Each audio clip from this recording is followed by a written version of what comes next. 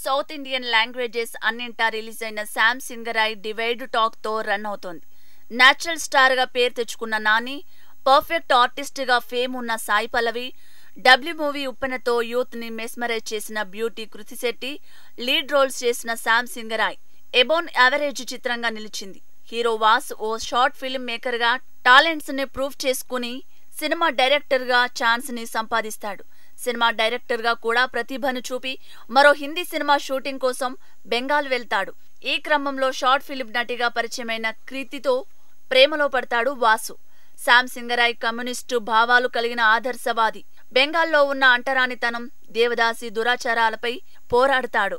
దేవదాసి అయిన మైథిలిని ప్రేమించి పెళ్లి చేసుకుంటాడు. అభ్యుదయం కోసం పోరాడుతూ దుష్ట శక్తుల కుట్రలకు బలవుతాడు. బెంగాల్ చేరుకున్న వాసు తానే గత జన్మలో శామ్ సింగరాయ్ని అని గ్రహిస్తాడు. శామ్ సింగరాయ్ బాటలో నడిచి అతని ఆశయాన్ని పూర్తి చేస్తాడు. కీర్తి పాత్రలో కృతి శెట్టి క్యూట్ గా ఒదిగిపోయింది. వాసు శామ్ సింగరాయ్లుగా డ్యూయల్ రోల్స్ లో అదరగొట్టాడు నాని. దేవదాసి మైథిలిగా అత్యుత్తమ నటనని ప్రదర్శించి మంచి మార్కులు కొట్టేసింది సాయి పల్లవి. ఇవన్నీ సినిమా మెరిట్స్. అంటరానితనం, దేవదాసి దురాచారం నేటి జనరేషన్ ఎదుర్కొనేది కావటంతో కనెక్ట్ కాలేరు. ప్రఖ్యాత రచయితగా పేరున్న శామ్ సింగరాయ్ అర్ధాంతరంగా మాయమైన ఎలాంటి స్పందన లేకపోవటం మైనస్ పాయింటే.